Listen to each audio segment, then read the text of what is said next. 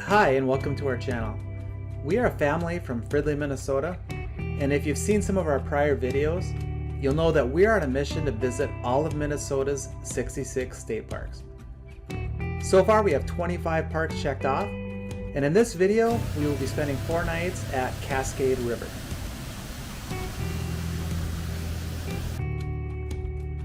This state park is located right on the shores of Lake Superior. It's about a 4-hour drive north of Minneapolis. This part of Minnesota that sits between Duluth and the Canadian border is called the North Shore, and it's pretty awesome. In fact, when I talk to people from other states who are considering visiting here, I tell them that you won't get a real Minnesota experience until you spend at least a couple of days exploring the state parks and the small towns of our North Shore. I know it's one of our favorite places to visit.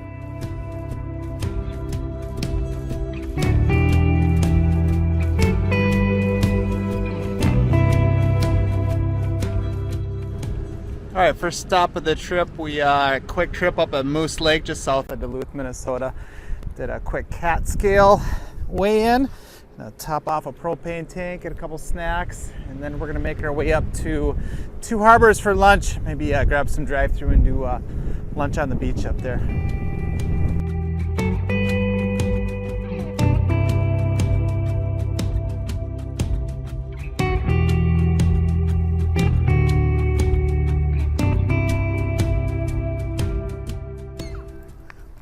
This is our second stop in Two Harbors, Minnesota.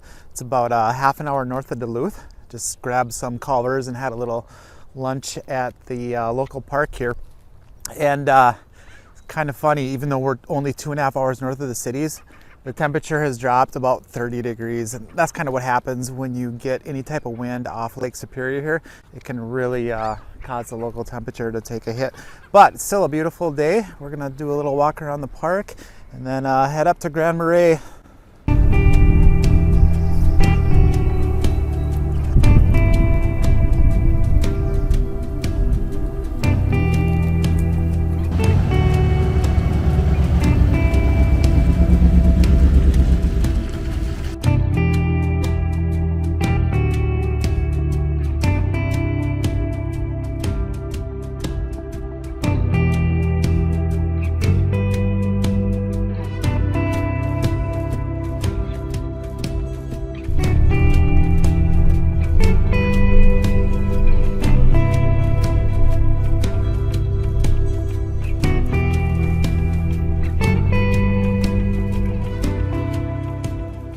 So we don't seem to stay at a lot of places that have water hookups, so once again we're filling up our potable tank.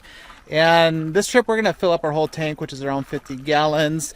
We're staying 4 nights, so we'll have to do a little bit of water management. No showers, obviously that's where a lot of the water goes, so we'll be using the on-site showers, but we should have enough to get through 4 nights with dishes, washing your hands, using the toilet, brushing your teeth, that kind of thing. So we'll get filled up and then we'll get set up at our campsite.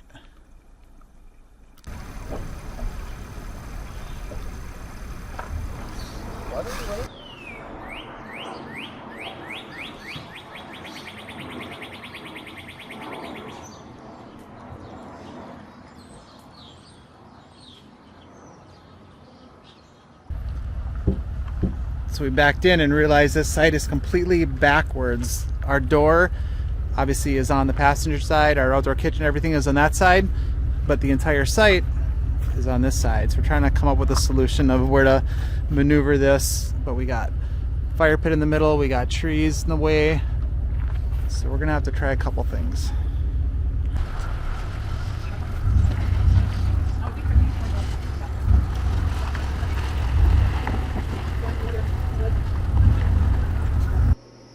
All right, now that we're set up, I'll give you a closer look at our site here. Not much maneuvering we could do. We actually had to just back straight in. And again, goofy site. The door to the camper is on this side, which just goes off into the weeds here. And the main side of the site with the picnic table and fire pit and whatnot is on that side. So not much we could do. And in fact, if I would have backed in how they have this site set up right to the back of this concrete stopper thing here, our stairs would have been right into the weeds here. Kind of a goofy deal.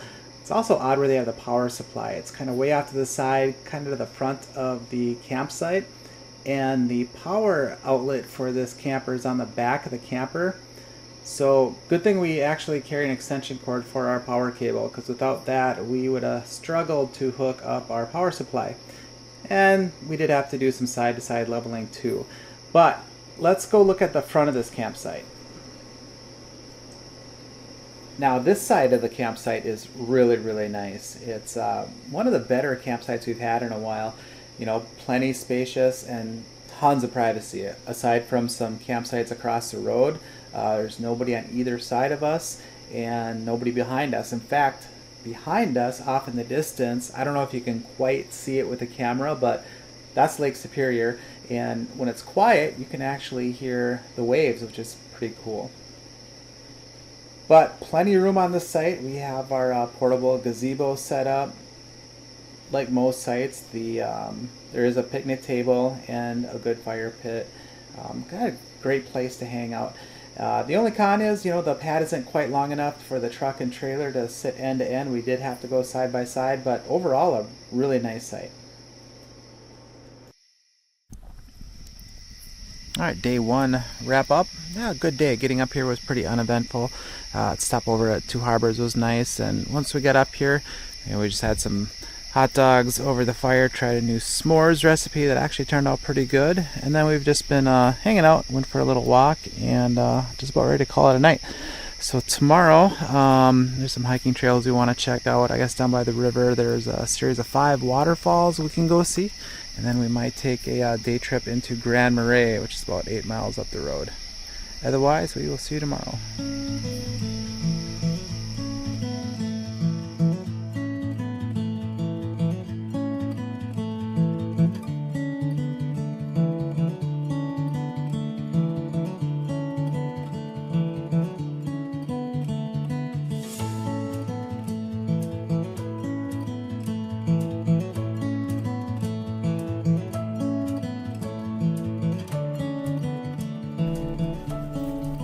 Morning of day 2, we drove into Grand Marais, which is about 5 miles up the road, and stopped at the world's best donuts. So we're gonna see if the name holds up. I'm excited to try this skizzle. Reminds me of Minnesota State Fair. They have what's called an elephant ear, kind of big fried donut. Got some chocolate Bismarcks, and block down the road is this spot to sit and have our morning coffee and donuts. It's good. It's not as good as the State Fair elephant ear, but it's good. But the view is awesome.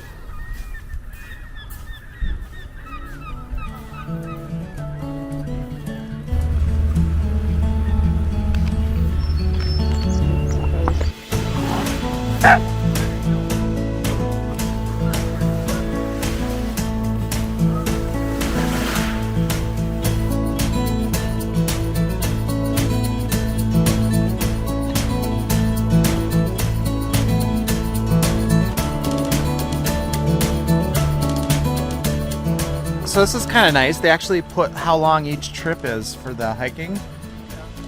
3, 2, or 3. I don't know what you're up for tomorrow.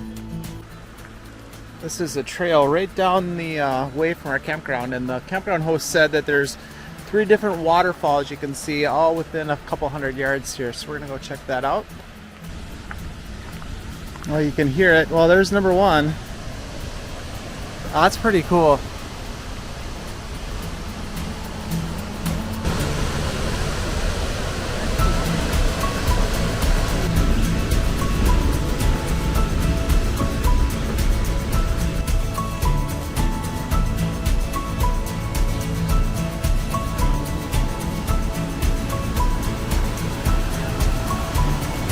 Yeah, that'd be quite the dive.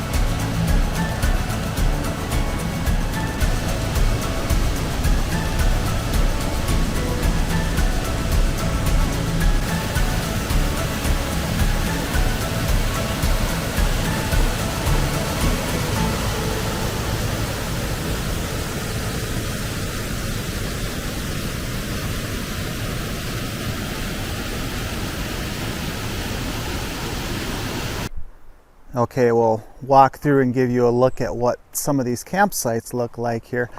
You know, it's not a really big campground. There are 40 sites.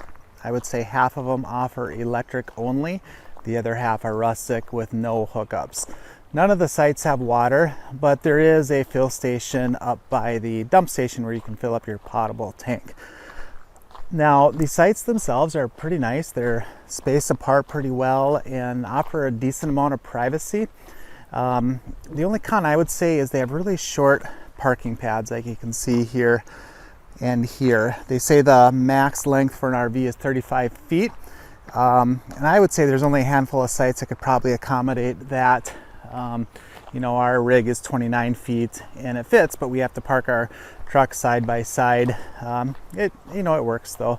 So what you end up seeing is a lot of pop-ups. I'm seeing a lot of these A-frames, camper vans, small motor homes, that type of thing. I really wouldn't call this site or this campground big rig friendly, but if you have a smaller unit, it's pretty nice.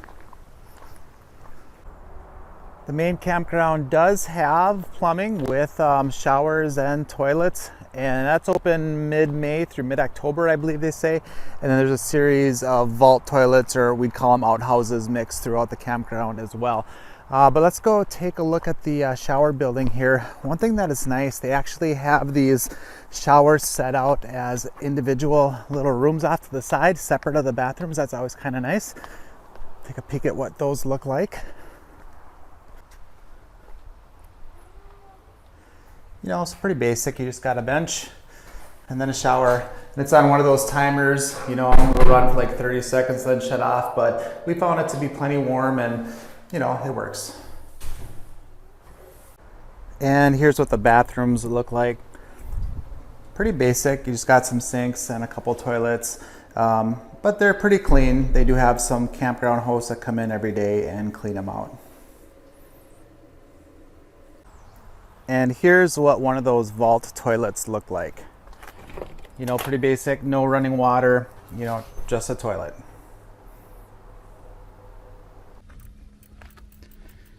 All right, next up we are at Pincushion mountain bike trail system, just north of Grand Marais. We're gonna check out a couple trails.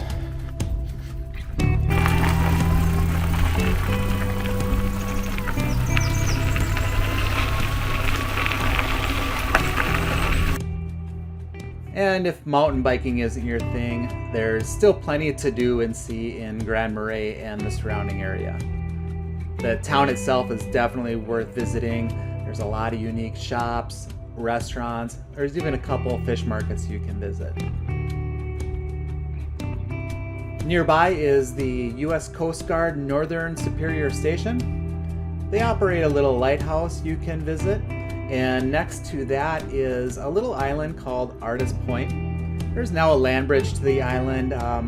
Really a great place to see. There's these neat little trails that are fun to explore, and they branch off in different spots to the shoreline, and you get fantastic views of Lake Superior and the surrounding area. They call this Artist Point because it's a popular place for artists to come take pictures of the sunset and do their paintings and all the things artists like to do. But if you're in the area, I highly recommend coming and checking Artist Point out. Otherwise, that is our trip to Cascade River near Grand Marais, Minnesota. Once again, thanks for watching, and we will see you next time.